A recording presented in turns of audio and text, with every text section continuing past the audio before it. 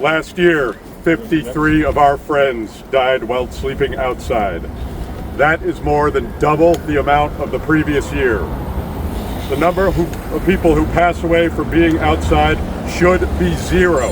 That's because absolutely no one in the state of Rhode Island should not have a place to rest their heads at night. The weather is turning. It was below freezing last night. We don't need shelter and housing tomorrow. We need it right now, and we need it today. Governor McKee, we are demanding that you provide shelter spaces so that not a single person in our community dies while living outside this winter, next year, or forever moving forward. All right.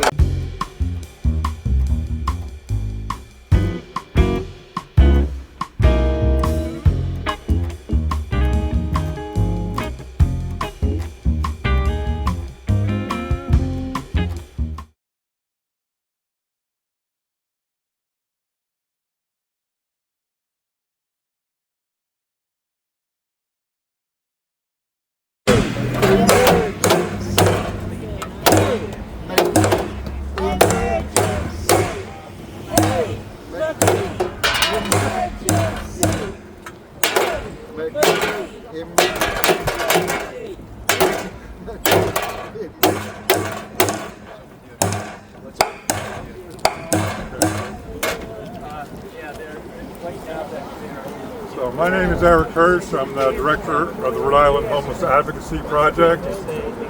We're here in front of the State House to demand that Governor McKee declare a state of emergency due to the over 600 people currently living outside in our state. We've been demanding this since September of 2021, where we were in the same location. We had tents set up to show that there were people living outside, hundreds even back then. We really need this to happen because it's so difficult for people to add shelter beds, to build permanent housing. There's so many people who don't want to see this in their backyards. There's so many people who don't understand the suffering that's going on in terms of the people who are currently living outside. It's just gotten really cold. It was in the 20s last night. That's life-threatening. People die during all seasons of the year, but the winter is particularly a time when people are most vulnerable. We just had Homeless Memorial Day a few weeks ago, and 54 people died while homeless in our state. We really don't understand why there isn't more of a sense of urgency, why there isn't the ability to understand that we should remove all barriers to getting a roof over people's heads. We built pallet shelters, Echo Village, just not that far from here off of Douglas Avenue. Those shelters have been sitting empty since April. And why is that? It's because of the regulatory processes. Because the building commissioner and the fire marshal have taken months and months before they're willing to allow people to be in these shelters that have heat. For shame! That has heat, they have heat, they have air conditioning, they have locks. There's one to a person. 45 people should be in those right now. A state of emergency would allow the government to cut through the regulatory processes, to not respect the NIMBYism that's going on, and get people in those shelters right now. So Governor McKee, we're going to beat the drum here to wake you up to the need for a state of emergency over unsheltered homelessness in Rhode Island. Hey, McKee, emergency! Hey, McKee, emergency! Hey, McKee, emergency! Hey, McKee, emergency! Hey, McKee, emergency! Hey, McKee, emergency! Hey, McKee.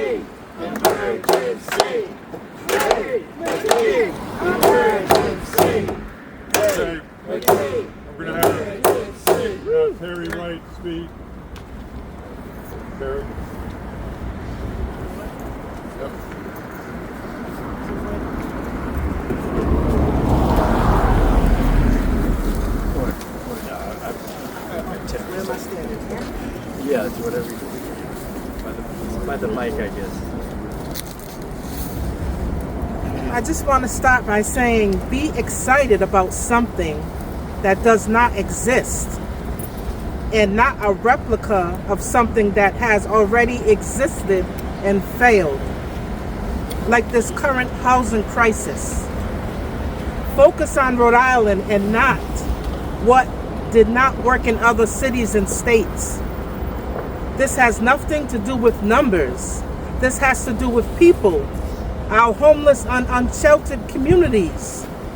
This is a state of emergency for anyone who is forced to live outdoors 24/7, without porta potties, without hand washing stations, without housing, without makeshift tents and compassion, without help.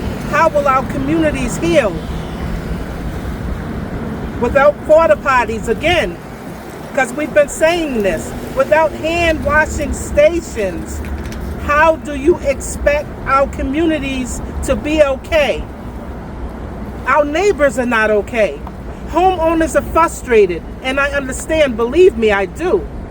Communities sit divided, and the unsheltered are left outside and voiceless. This is a state of emergency. Health and safety are at risk 24/7. Housing is harm reduction. Housing is a human right. How do you lose such a right to an eviction, a house fire, not making a livable wage, which does not exist yet, or when someone passes away and the family is displaced and oftentimes left homeless? Not only is homelessness a problem in the state of Rhode Island, so is the rent. The rent is too damn high, excuse my language. Years of housing neglect and unfortunate circumstances put us here. Don't get mad at homelessness. Don't get mad at homeless people. Lean hard on the city and state to provide a more serene balance. Housing, not handcuffs. Housing, not death and amputations. And drug use, new drug use, and overdoses. People are forced into an inhumane way of life, stripped of everyday living essentials like heat and hot water, food, health care, mental health care. I was born and raised here in the state of Rhode Island. And until maybe 4 years ago, that's when I started to notice that our streets have changed. Society was beginning to change, all because of neglect. Neglect of someone who needs a hand up. We're not asking for a hand out, but housing is a human right, and this falls on the shoulders of the governor.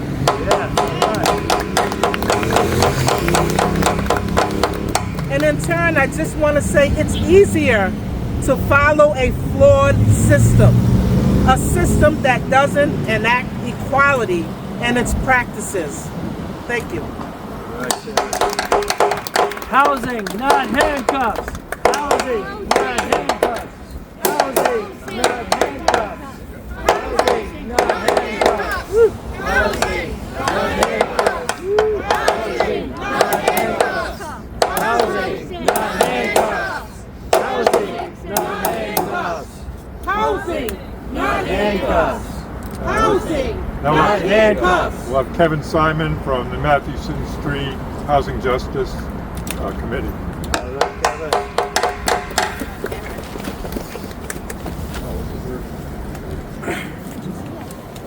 Last year, 53 of our friends died while sleeping outside. That is more than double the amount of the previous year. The number of people who pass away from being outside should be zero. That's because absolutely no one in the state of Rhode Island should not have a place to rest their heads at night. The weather is turning. It was below freezing last night. We don't need shelter and housing tomorrow. We need it right now, and we need it today. Governor McKee, we are demanding that you provide shelter spaces so that not a single person in our community dies while living outside this winter, next year, or forever moving forward. All right.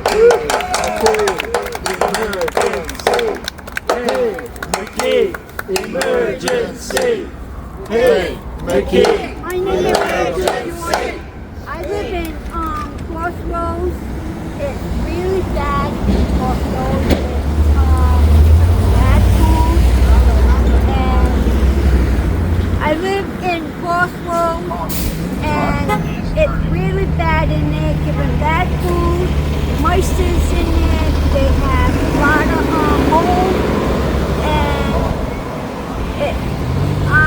I've been living on the street since July 31st, but I've been going back and forth to shelters. I wish Governor Key gives houses for the homeless. I hope so. I don't want people die on the street, and I don't want to see that. Thank you. Thank you. And we have San Kwong from Hope, Housing Opportunities for People Everywhere. Hi, we've gathered here today because we believe that housing is a human right. A close friend of mine at Brown University who studies urban studies showed me a graph recently that shocked me. It showed how unsheltered homelessness has been, increasing and is now at a peak of like 700 plus people living outside without a home. And there was another graph that showed that the number of beds in Rhode Island have been slowly decreasing, which is just absurd. With the number of people living outside increasing, the number of beds should increase, not decrease. So we're here today to demand to Governor McKee to do something about this. Because at the root of this issue is just the lack of empathy. Yes. And people deserve homes and safe beds and a place that people can call home. And that's just not the case right now. So McKee, we demand you to declare a state of emergency. Thank you.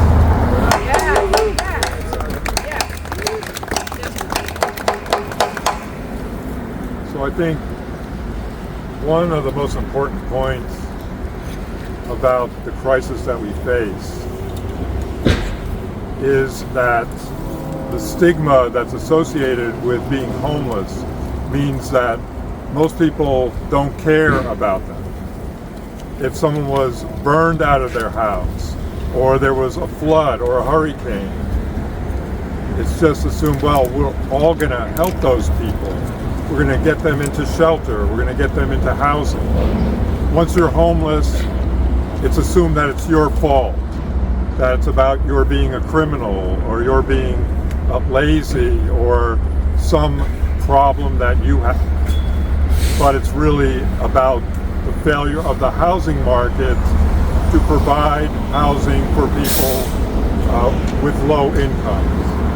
And it's really about the failure of our entire system that's designed to get people into housing, that isn't working.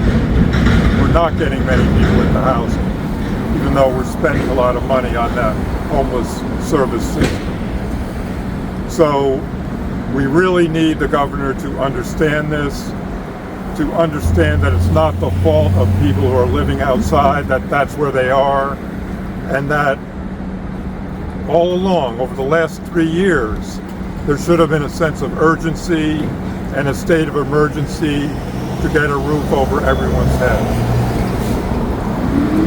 So we're going to beat this drum to wake up the governor, to get him to understand that a state of emergency needs to be declared now as winter is coming. All right. We need rent control. We need to stop evictions. Come on up and speak your piece and bring the drum. Anybody, step up if you want and say something. Go ahead. Anyone.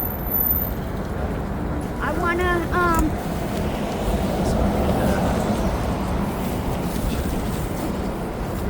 have stop the evictors, lower the income, lower the rent for all the homeless people out there. People are dying out there, and we don't want no one die out there. And I see a lot of people sleeping outside and getting kicked out from all the shelters. I want Governor McKee, please lower the rent and give us a housing for all the homeless people. That's all right, Rachel. Yes, Rachel. All right. All right, somebody else take the baton. Take the stick. Want to speak? Go ahead. I'm going to make a speech. I have been homeless since 2018. I've owned 2 houses in my life. I've worked all my life. I am 63 years old and I am still working. And I am homeless. And nothing is being done. I've been to these meetings. I have 7 pallet houses willing to give away for free and told the mayor this and have not gotten an answer. And I'd like an answer. Because you have property somewhere in this state for these tiny houses to be built. And I am willing to give them for free, and I'm not getting any answers. And I have people that are in this church that are willing to help put them together for free, and I'm not getting an answer. And that's not acceptable. This is a state of emergency, as far as I'm concerned. All right. I'm Mary with the Sisters of Mercy, and one of the things we've been looking for are any empty buildings, state-owned buildings or church-owned buildings that might be retrofitted for housing. Thanks, we need it. All right. Thank you, Mary. Yeah. Hey, McKee, wake up, McKee. Hey, McKee, wake up, McKee. Hey, McKee, wake up, McKee. Hey, McKee, wake up, McKee. I'm going on vacation.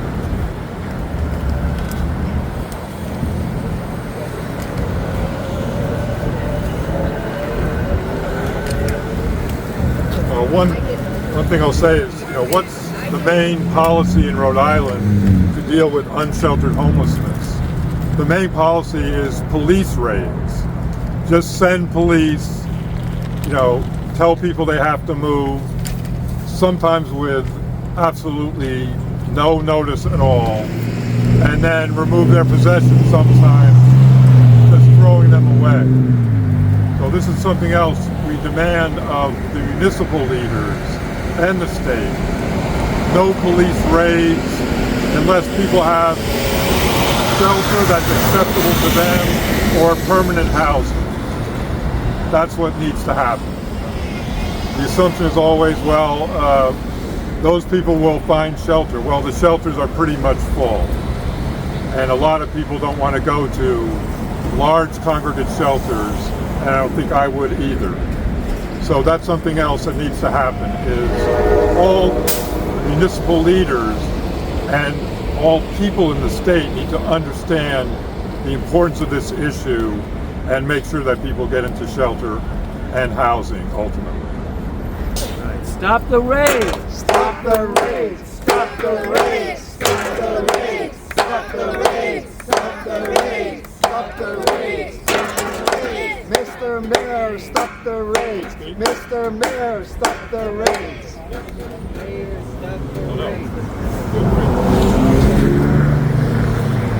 Hello, everyone. Hopefully you can hear me. Speak up if you can.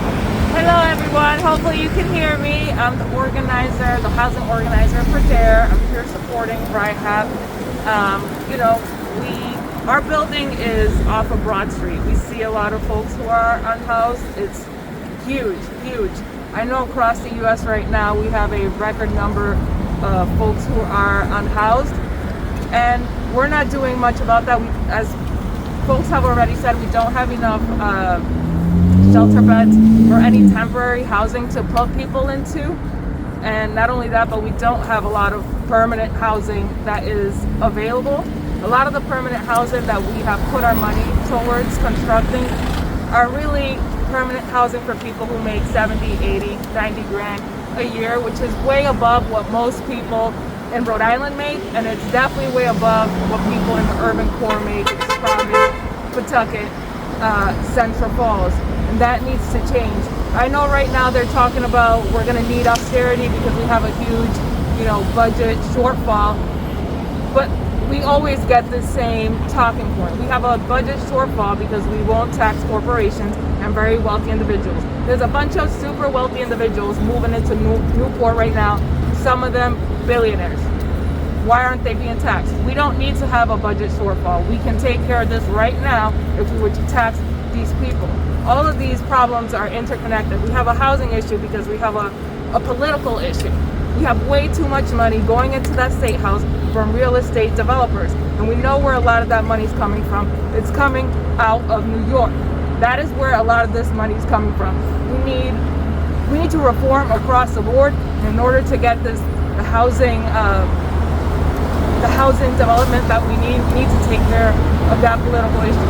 We need to be talking about low-income housing. I don't want to hear the word affordable housing because it's not affordable for most people who live in this state, especially in Providence. We need to talk about low-income housing that is capped at 30% of what a person makes, 30% of their income.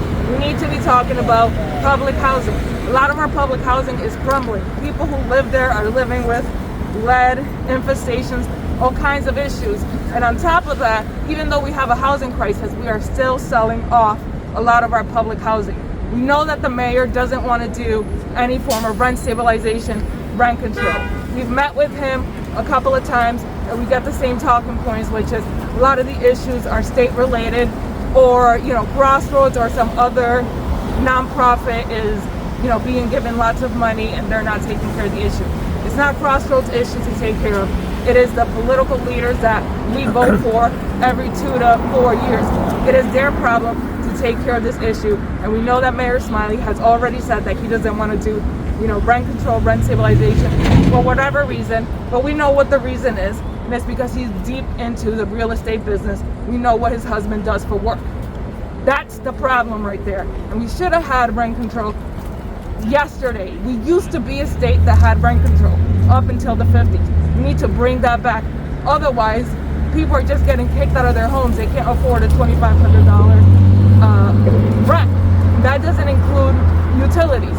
When I first came to this country, I was paying $700 for a 3-bedroom apartment in Central Falls. All of our utilities were included. You're telling me that that's not possible right now? According to many Republicans and Democrats, the economy is doing great. So if it's doing so great, let's bring back $700 apartments. Let's bring back $500 apartments. We need rent control now, and that's one of the ways that we can get to lowering some of these rents, or at least, stopping the increase of rental increases that we see. This market right now in Rhode Island is becoming extremely hot, mainly because lots of people feel like, hey, all I got to do is move in there, buy a bunch of, triple deckers, put the rent all the way up to $2,500, and boom, that's a lot of money. But we can't continue with that. We need rent control. We need the mayor to declare a state of emergency. We need reinvestment in low-income housing, not in a building that has 20% affordable housing. That is just not. We need housing for the majority of people who live here, who make 30, 40, 50 grand a year, especially also for people who make $12,000 a year. I grew up with a disabled mother. That's what my mother made. Where the hell can my mother live in this housing crisis right now? The only reason we have housing today is because we live in public housing, something we're destroying. Thank you. Any other speakers? Anyone else who wants to speak? I'd like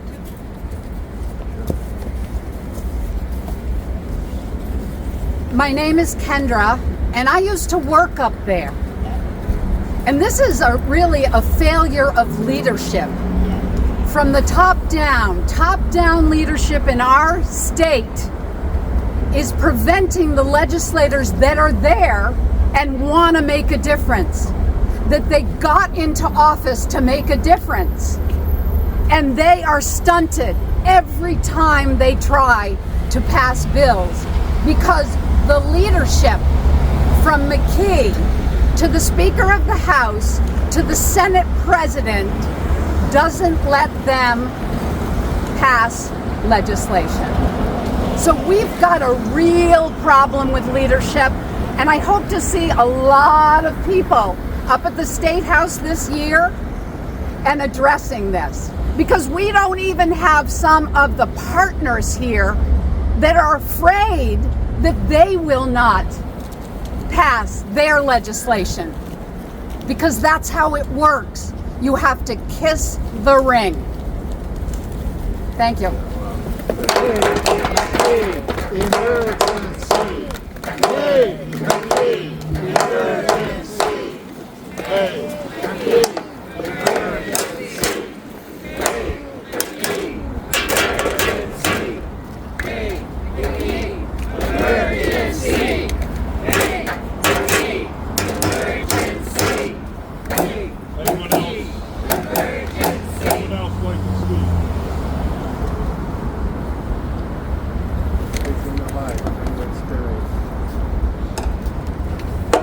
So here's the problem here.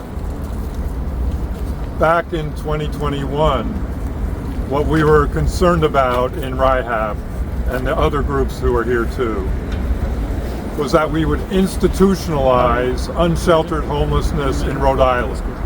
That somehow it would wind up being okay to have 500 or 600 or 700 people living outside. When before this time, before COVID hit, we had maybe 70 people outside or 50 people outside. So now this is what has happened. We've institutionalized this, and it's happened because of the stigma associated with homelessness, because we blame homeless people themselves for their being outside. Most people now don't care. And that includes the legislature, that includes the mayor, that includes the governor. Well, we don't find this to be acceptable, and we're not going to rest until we get every single person who's out there a roof over their head. So we're going to end by beating the drum to wake up not just Governor McKee, but everyone in Rhode Island to get a state of emergency and get people off the streets for good.